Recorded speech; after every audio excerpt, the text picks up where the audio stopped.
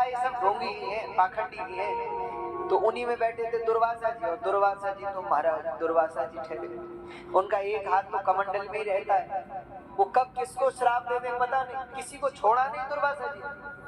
दुर्वासा जी ने तो भगवान कृष्ण को नहीं छोड़ा, आपको पता है। हम कुछ वर्ष पूर्व द्वारका जी में कथा के लिए गए थे। अब यहाँ तो हम देख रहे हैं रोज बढ़िया माला भगवान के लिए आती है, हाँ, सुंदर ताजी माला भागवत जी पे चढ़े, भगवान पे चढ़े, हाँ। अब वहां हम देखेंगे पहले दिन तो माला ठीक, और दूसरे दिन से प्लास्टिक की माला शुरू।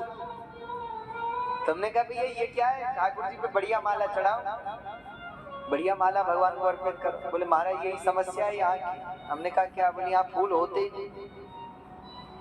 ये माला तो हम अपने साथ से लेके आए थे, जहाँ से घर से चले थे, पहले दिन वो काम में आ गई, बाकी तो माला नहीं है। तो हमने वहां के पुजारियों से बल चर्चा की, कोई बात किया है? बोले महाराज दुर्वासा जी का श्राप है, यहाँ कोई फसल नहीं होगी। तो हमने कहा ऐसा क्यों?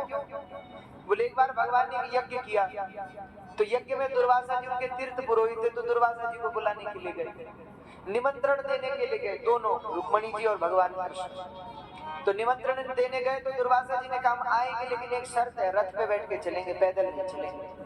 बोले प्रभु कैसी बात करते हैं, आपके लिए हमने सोने का रथ लाया। ठाकुर जी ने कहा आप बैठो, लेकिन दुर्वासा जी बोले बेचारे घोड़े खींचेंगे रथ को तो वो भी हमें ठीक नहीं लगता। भगवान बोले तो बिना घोड़ों के रथ कैसे चलेगा? बोले आप खींचो। अच्छा हमारे ठाकुर जी तो भक्त वत्सल हैं, ठीक है। तो पत्नी सहित लग गए रथ में, रुक्मणी जी और ठाकुर जी रथ में लग गए, दुर्वासा जी रथ में बैठ गए, रथ खींचे और ठाकुर जी तो खींचे खींचे चले। कुछ आगे चले तो रुक्मणी जी को थकान लगने लगी, तो प्यास लगी, तो ठाकुर जी से कहा प्रभु ये अच्छे महात्मा लाए आप कि हमें रथ खींचने को जोत दिया इन्होंने। तो अब आप बताओ, हम तो घोड़ों की तरह लगे हुए हैं, लेकिन प्यास लगी है, अब करें क्या? ठाकुर जी ने कहा भी करते हैं। तो गंगा जी को स्मरण किया, तो गंगा जी प्रकट हो गए। तो रुक्मणी जी से कहा पियो, तो रुक्मणी जी ने जलपान किया, फिर ठाकुर जी ने पिया। अब ये दृश्य देख लिया दुर्वासा जी ने, तो दुर्वासा जी बोले अरे अतिथि से पहले खुद पानी पी रहे हो, हमें पानी नहीं पिलाया, खुद पहले पी गए, जाओ हम श्राप देते, द्वारका में जल नहीं होगा, पीने लायक जल नहीं, द्वारका में कोई फसल नहीं होगी। और उसी का श्राप है, द्वारका जी में जल नहीं है, नमकीन खारा जल, भूमि के अंदर से भी खारा जल निकलता है। तो पीने की व्यवस्था क्या है? तो वहां हमने देखा, हमें बड़ा आश्चर्य हुआ, बड़े बड़े टैंकर बनवाए हुए, तो बरसात होती है तो बरसात का पानी उसमें भर जाता है, तो उसी से नहाने की व्यवस्था चलती है, और पीने का पानी दूसरी जगह से आता है हमेशा द्वारका।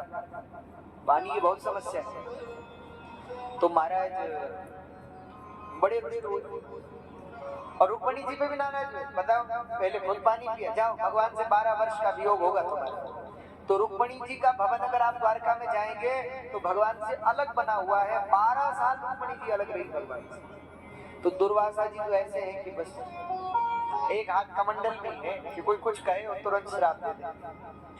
तो यादवों को श्राप दे दिया, क्रुद्ध हुए दुर्वासा जी और श्राप देते हुए बोले मुशलम कुलनाशनम। तुम जानना चाहते हो उसके पेट में क्या है, तो इसके पेट में एक मुशल होगा जो तुम्हारे पूरे कुल का सर्वनाश कर देगा, ऐसा श्राप था। तो बच्चे तो भागे, वस्त्र उतारे तो देखा पेट में जहाँ कपड़ा रखा तमाम लोहे का एक मुशल, लोहे का मुशल, उसको लेकर उग्रसेन जी के पास आए, किसका क्या करें? उग्रसेन जी ने कहा इसको घिसकर समुद्र में बहा दो। तो बच्चों ने उसे घिस करके समुद्र में बहा दिया, एक टुकड़ा बचा उसे ऐसे ही फेंक दिया। कहते हैं महाराज यहाँ कुछ समय भगवान द्वारिका में है, तो अब भगवान ने यादवों से कहा कि चलो हम शंखोधारपुरी चले प्रभास क्षेत्र दान धर्म करने के लिए। तब भगवान दान धर्म करने के लिए प्रभास क्षेत्र चल पड़े। यहाँ द्वारका में नारद जी का पदार्पण हुआ। नारद जी ने वसुदेव और देवकी जी को नव योगेश्वर संवाद राजा निमि की कथा सुनाई। यहाँ भगवान यादवों को लेकर पहुंच गए शंखोधारपुरी। वहां भगवान ने बहुत दान पुण्य धर्म तीर्थ व्रत किया, उद्धव को बहुत उपदेश दिया दान धर्म। भगवान ने भक्ति योग, ज्ञान योग, कर्म योग, वेदांत, वैशेषिक, न्याय, सांख्य, मीमांसा, इतना ही नहीं महाराज जीव, प्रकृति, तत्व, ब्रह्म, माया इत्यादि के तत्वों का विवेचन किया।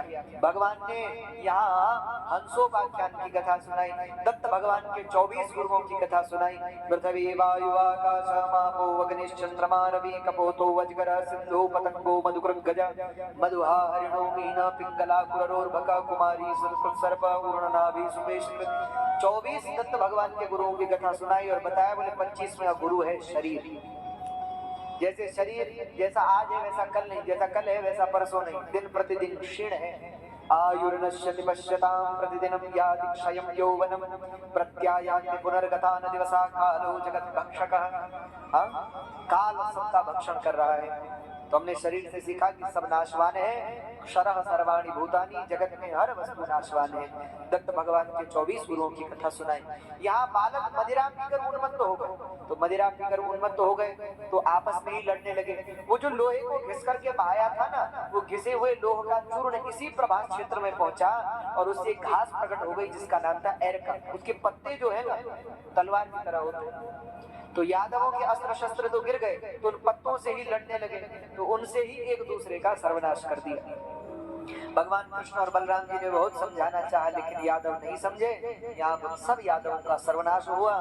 बलराम जी समुद्र में समा गए और श्री ठाकुर जी वन की ओर आ गए। जंगल में पीपल के वृक्ष नीचे भगवान बैठ गए। कहते हैं छोटे से लोहे का टुकड़ा जो फेंक दिया था उसे एक मछली निकल गई। उस मछली को जरा नाम के व्याध ने पकड़ा। जब उस मछली को काटा तो उसके मुख से वो लोहे का टुकड़ा निकला। उसने वो लोहे का टुकड़ा अपने बाण के आगे लगा लिया और जंगल में शिकार खेलने को चल पड़ा। कहते पेड़ों की ओट से उसने भगवान को देखा। आज भगवान वृक्ष के नीचे बैठे हैं और तभी आज जरा ने भगवान के पैर के अंगूठे के नख को देखा तो उसे लगा ये कोई जीव है। ये सोचकर बाण चलाया तो वो बाण जाकर के भगवान के चरण में लग गया। अब जरा जब देखने को आया कि वो जीव मरा कि नहीं, तो देखा ये बाण तो भगवान के लगा। जरा रोने लगा, प्रभु लोग आपके चरणों में फूल चढ़ाते हैं, मुझसे कैसा पाप हो गया। भगवान ने कहा चिंता मत करो जरा, तुम पूर्व जन्म के बाली हो। तुमने हमसे कहा था मारे मोहि व्याध की नाई, आपने मुझे व्याध की तरह मारा, तो जा तेरा हिसाब भी हमने पूरा किया। वैसे मैं कर्म से मुक्त हूँ, लेकिन तूने बड़े भाव से मुझसे उस समय कहा था, तो मैं आज तेरा भी हिसाब किताब आज हमने पूरा किया। अब तू मेरे धाम को प्रस्थान कर। तो भगवान ने जरा का उद्धार किया। इसके उपरांत उद्धव जी आए। भगवान ने उद्धव जी को पुनः ज्ञान दिया। न्याय शास्त्र व्यवस्था धर्म भक्ति प्रेम योग का वर्णन किया और उद्धव से कहा उद्धव अब तुम बद्रीनाथ जाओ, वहीं रहकर हमारा भजन करो। तब उद्धव जी बद्रीनाथ चले गए। बद्रीनाथ जी का आप दर्शन करेंगे तो बद्रीनाथ जी की प्रतिमा का जो विग्रह है, श्री विग्रह के बगल में उद्धव जी का भी विग्रह है। दो विग्रह है बद्रीनाथ जी के साथ, एक कुबेर जी का, एक उद्धव